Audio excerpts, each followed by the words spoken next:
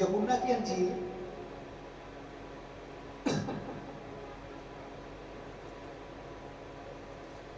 यूहन्ना निकालें, यूहन्ना की अंजील सुसमाचार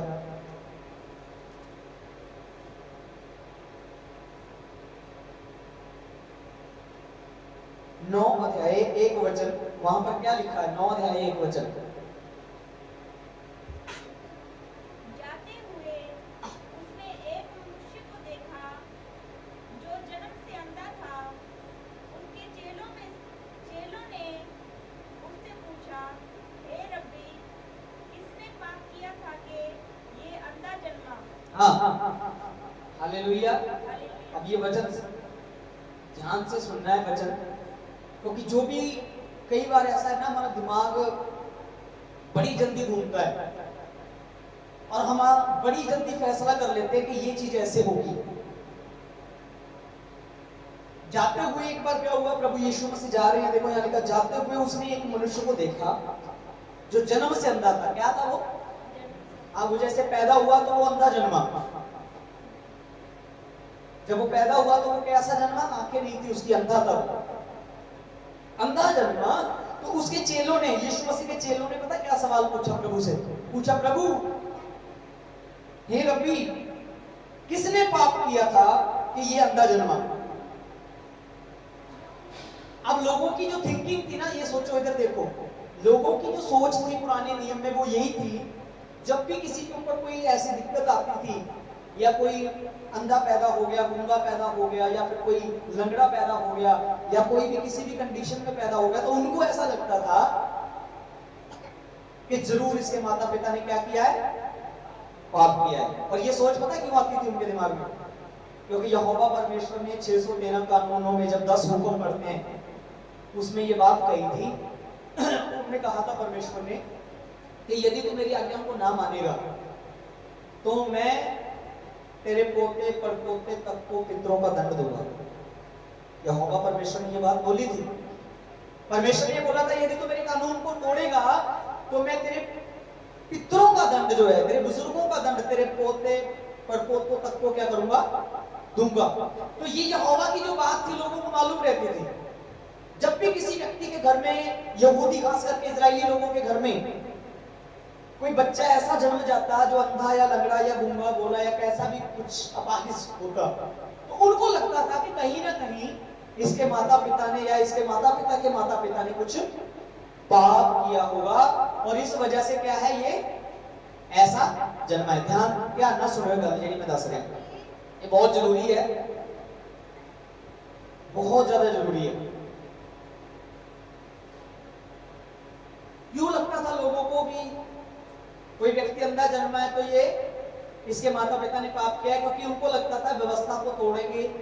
परमेश्वर ने फरमाया है, परमेश्वर ने पुराने नियम में कहा है कि जो कोई मेरी व्यवस्था का उल्लंघन करेगा मैं उसके बुजुर्गों का दंड, यानी कि जिसने तोड़ी है उसका दंड उसको भी दूंगा, उसके बच्चों को, उसके बच्चे के बच्चों को 3 पीढ़ियों तक दंड दूंगा। परमेश्वर ने ये बोला था।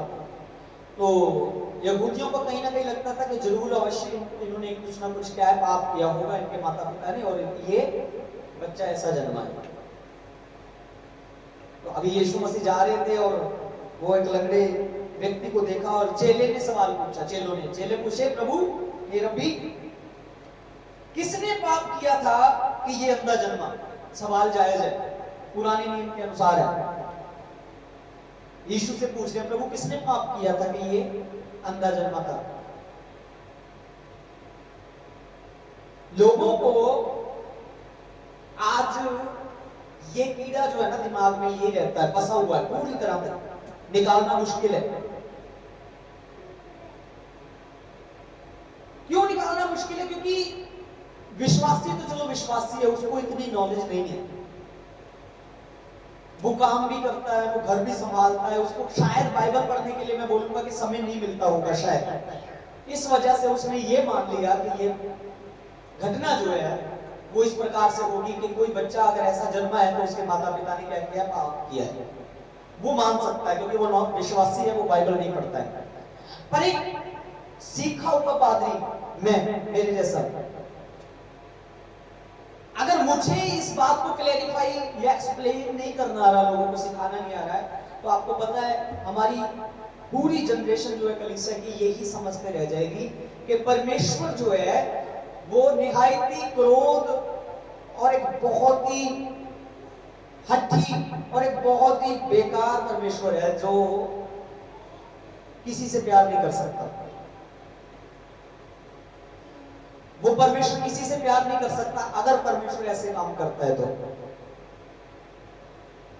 सोच के देखो, फिल्म देखते हैं आप पीछे डालता, फिल्म देखते हैं, फिल्म जब आप देख देंगे किसी बंदे ने गलत काम करता, किसी बंदे ने कुछ किसी विलन के प्रति, किसी गुंडे के प्रति गलती की है, और वो विलन आया, उसने पहला तो उन्होंने कुटिया जिन्हें गलती की है मारिया, और सोचो फिर वो जाता ਉਹਦੇ ਘਰੇ ਉਹਦੀ ਪਤਨੀ ਨੂੰ ਕੁੱਟਦਾ ਹੈ, ਉਹਦੀ बेटी है या बेटा है ਉਹਨੂੰ भी ਕੁੱਟਦਾ ਮਾਰਦਾ ਹੈ, और ਆਪਾਂ ਫਿਲਮ ਦੇਖਦੇ ਦੇਖਦੇ ਇਮੋਸ਼ਨਲ ਹੋ ਜਾਂਦੇ, ਰੋਣ ਲੱਗ ਪੈਂਦੇ ਯਾਰ ਉਹਦੀ ਕੀ ਗਲਤੀ ਸੀ ਬੱਚੇ ਦੀ, ਕਹਿੰਦੇ ਕਿ ਨਹੀਂ ਕਹਿੰਦੇ ਉਹਦੀ ਕੀ ਗਲਤੀ ਸੀ, ਉਹਨੂੰ ਕਿਉਂ ਮਾਰਿਆ।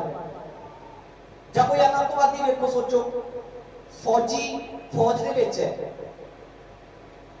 और कोई आतंकवादी ਉਹਦੇ ਬੱਚਿਆਂ ਨੂੰ ਮਾਰ ਦੇਵੇ, ਤਾਂ ਆਪਾਂ ਕਹਿੰਦੇ ਇਹਨਾਂ ਦੀ ਕੀ ਗਲਤੀ ਸੀ।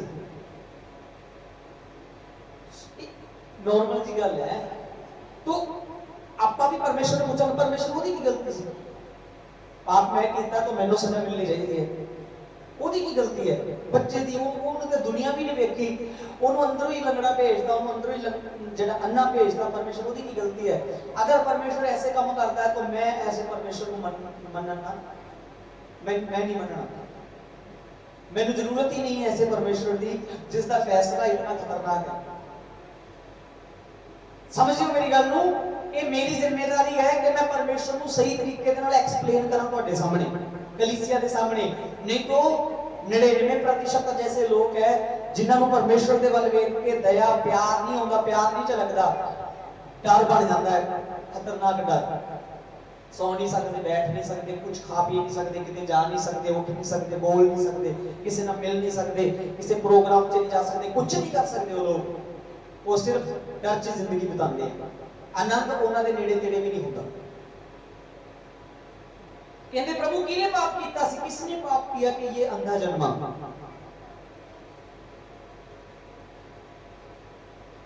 मेरी गल को समझना है, पुराने नियम का दस्तूर सी, पुराने नियम च ऐसा हुंदा सीगा जब परमेश्वर ने बोलिया सी कि जो कि मेरे हुक्म की उल्लंघना करूगा, मेरे व्यवस्था को तोड़ूगा, मैं उसको दंड दूंगा कि उसके बच्चों को भी दंड दूंगा। पर जदों सलीब आ गई, मैं गल करना हमेशा सलीब की, सलीब ऐसे भी बहुत जरूरी है समझनी। जदों यीशु मसीह की सलीब बीच में आ गई, जब प्रभु यीशु का क्रूस जो है तो उस बीच में आ गया, तब क्या हुआ, वो पुराना जो सिस्टम था, पुराना जो नियम था, उसमें बदलाव आया। अब पुराने समय में तो जो व्यक्ति शब्द का दिन तोड़ता था उसको मौत मिलती थी, मार दिया जाता था।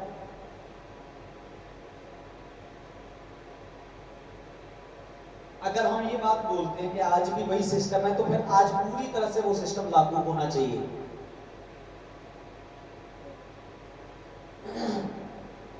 पर कमी नहीं छोड़ते हमारे पास का, हमारे जो लोग हैं अमृतसर साइड जो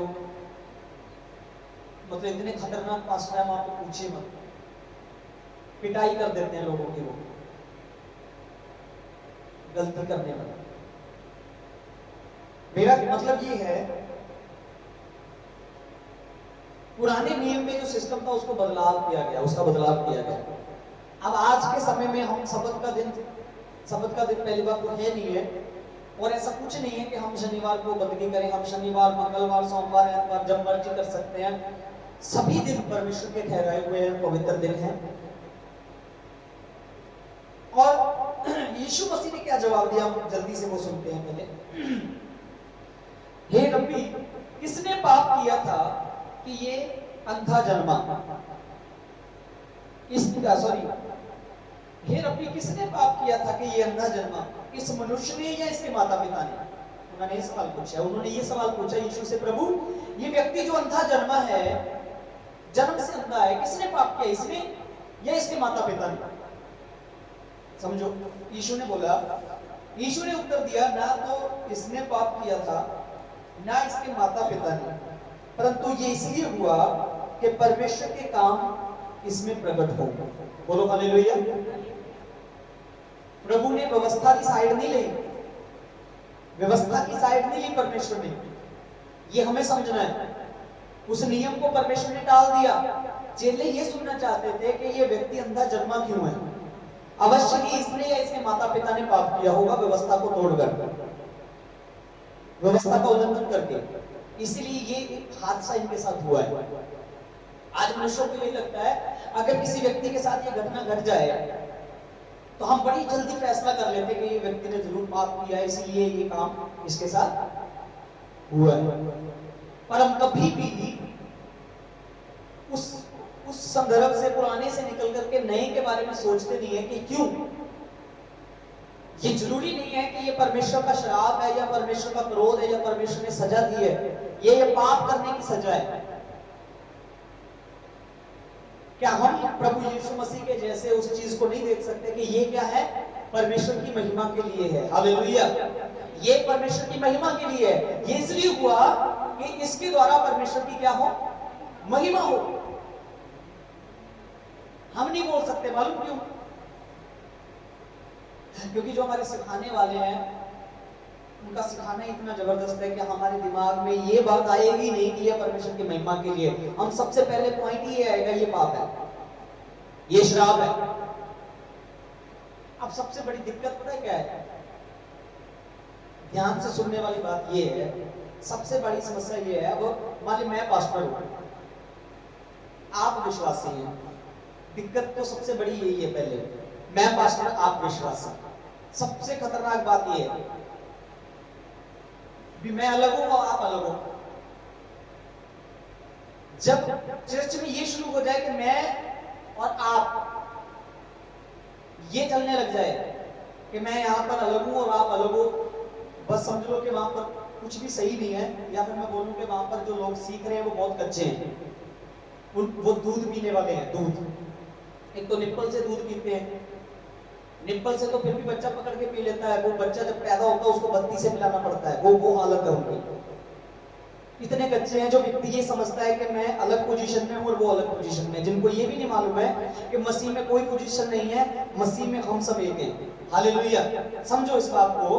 अब मान लीजिए मैं पास्टर हूं और आप विश्वासी हैं। मेरे जीवन में अगर कुछ घटा है तो मैं आपको पूरी तरह से 100% ये यकीन दिला दूंगा कि मैं परीक्षा में चल रहा हूं, परमेश्वर मेरी परीक्षा ले रहा है। हालेलुया। अगर मैं पास्टर हूं और मेरे परिवार में कुछ ऐसी घटना घट गई तो मैं आपको 100% परमेश्वर के वचन में से ये यकीन दिलवा दूंगा, विश्वास दिलवा दूंगा, सिखा दूंगा मेरे ऊपर परमेश्वर की परीक्षा है। और आप प्रसन्न हो जाएंगे, वाह परमेश्वर के दास की परीक्षा हो रही है। और अगर आपके जीवन में कुछ घट गया तो मैं आपको ये यकीन दिला दूंगा कि ये श्राप है।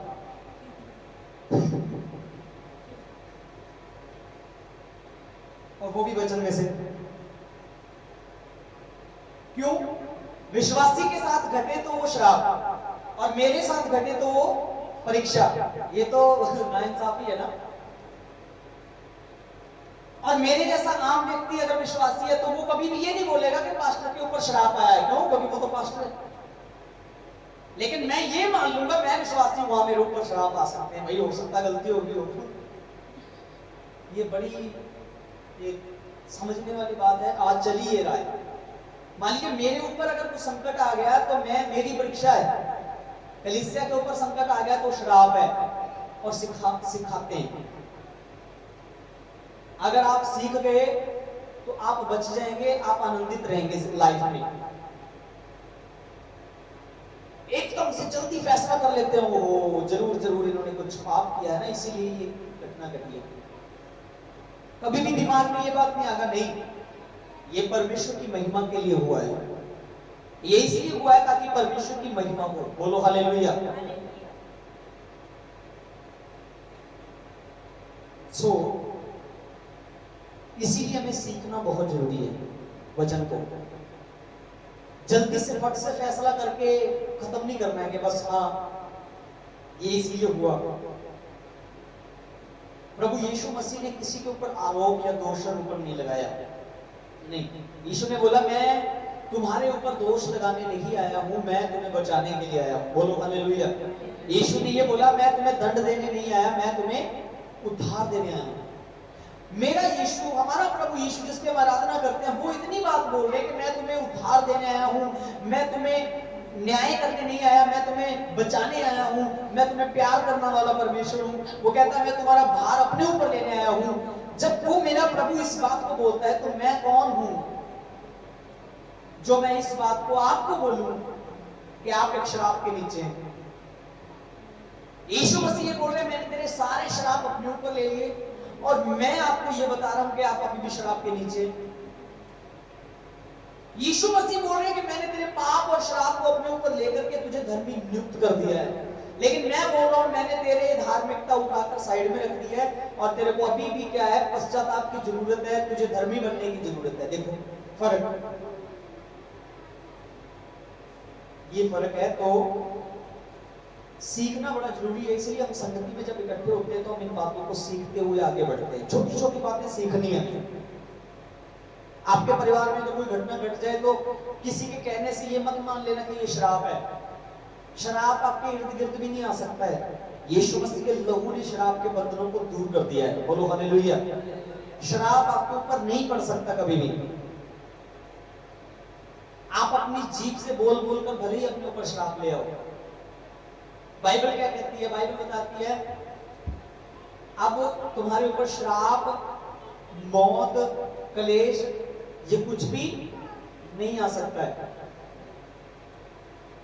सारे पाप और श्राप मिटा दिए परमेश्वर ने। ये मेरी मूर्खता ही बोल लो या मेरी बेवकूफी बोल लो या मेरा अधूरा ज्ञान समझ लो, मेरा कच्चापन समझ लो इसे, जो मैं ये बोल रहा हूं कि मेरे ऊपर श्राप है, मेरे ऊपर श्राप है, मेरे ऊपर श्राप है, तो मैं जो बीजूंगा मुंह से वो मैं भुगतूंगा, काटूंगा। बाइबल बताती है जो तुम, जैसा तुम्हारा विश्वास है वैसा तुम्हारे साथ हो। मैं कभी भी इस बात को नहीं मानूंगा अपनी लाइफ में कि मेरे परिवार में या मेरे ऊपर परमेश्वर का श्राप आया है। वो ऐसा क्रूर परमेश्वर बिल्कुल भी नहीं है। हालेलुया। वो ऐसा परमेश्वर नहीं है। अगर वो ऐसा होता, सुनो, तो कभी भी वो अपनी जान सलीम के ऊपर देने के लिए आता ही नहीं। अगर परमेश्वर ऐसा न्यायी होता, वो सलीम के ऊपर नहीं आता। उसने ऊपर से बैठे नहीं बोल देना था ठीक है भाई सबके पाप माफ हुए, जो पाप करेगा वो पापी रहेगा और जो मान लेगा वो धर्मी होगा। ऊपर से बोल देता, वो जान क्यों देता?